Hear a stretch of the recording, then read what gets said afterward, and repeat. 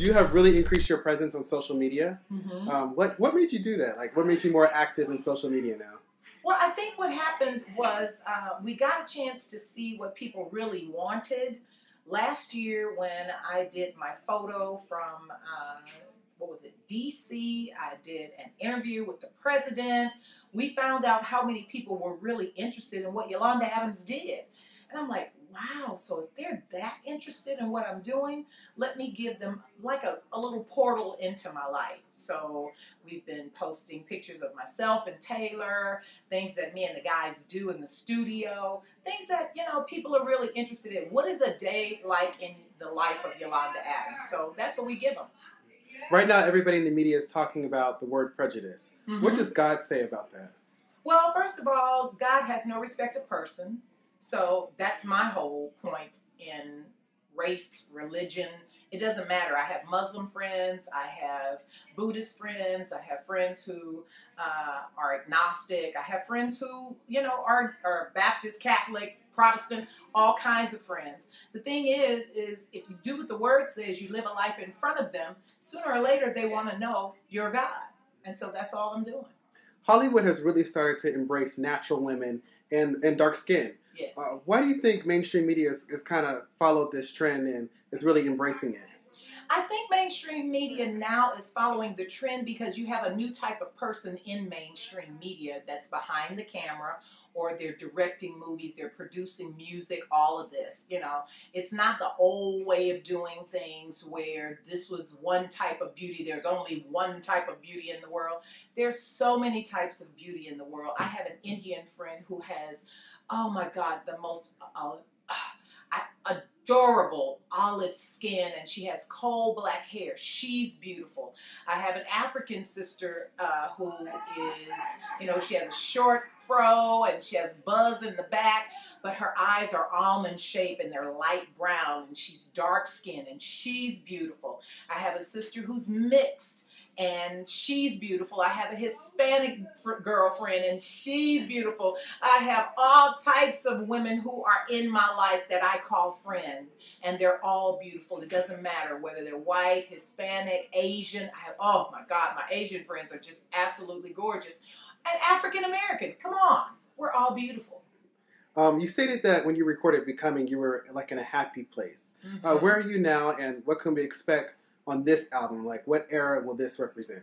Wow, I am definitely in a happier place than I was, I should say that, with Becoming. It seems to me that the older I get, the happier I get, because I realize that life is so precious and it is to be grasped and held on to, and, you know, and enjoyed, and then celebrated. That's my word. Life should be celebrated. Every day that you are here and you have people who love you and adore you, like you guys. I love you guys so much. Thank you for celebrating life with me, because that's what we do. Have you titled this new album?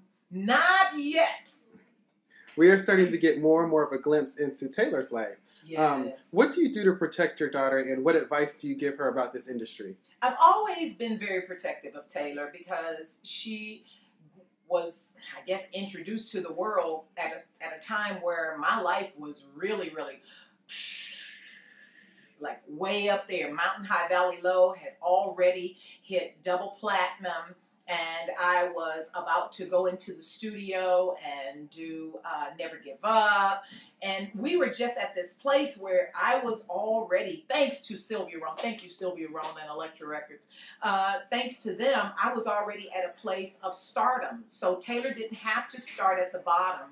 You know, she came into a world where we had the big mansion. She came into a world where we had any car that we wanted. She came into a world where we could fly all over the world and enjoy vacations. So for me to protect her from some people out there who, you know, don't care for me was important to me. And as a mom, I think we all do that. Don't you do that with your kids? You protect your kids. As fathers, don't you do that? You protect your kids from what you think may harm them. And I kept her out of the spotlight on purpose. Number one, I am not a stage mom who's like, you can sing, go out and sing. You can dance, go out and dance. I want her to do exactly what my mom allowed me to do. I want her to find her place. And I want her to find her place of happiness, first of all. Then I want her to find her place of peace, because both of those can coexist equally at the same time. So I just really now am allowing her to go to a place where she has a little bit more room, because, you know, she's a teenager now. But I'm always going to be the protective mommy bear, and she's always going to be my sweet potato. And finally, what message do you want to leave with everybody until we talk to you next time? I have to sincerely tell every one of you, thank you, thank you, thank you. The reason I am able to do all the things that I do, live the life that I live, is because you guys are praying for me. Everything that I put out there, whether it's music, whether it's products, whether it's real estate, whatever it is, whether it's new adventures or new businesses, you allow me to do that because you say, you know what, Yolanda, I liked what you had on Sunday Best, or I like what you wore on Celebration of Gospel. Are you going to do that, or are you going to make something like that? You fuel my ideas. So I appreciate you so much, and thank you for all your prayers and your sincere thanks. I never have to worry about my Yolanda family, ever. You guys give me hugs. You send cards. Thank you, Miss Gail, for the cards. We love you. Taylor loves her graduation card. And all of you who sent teddy bears and all that good stuff, thank you so much. Oh, and the fellas love you. AV and Marcus D, they love you so much. So thanks again.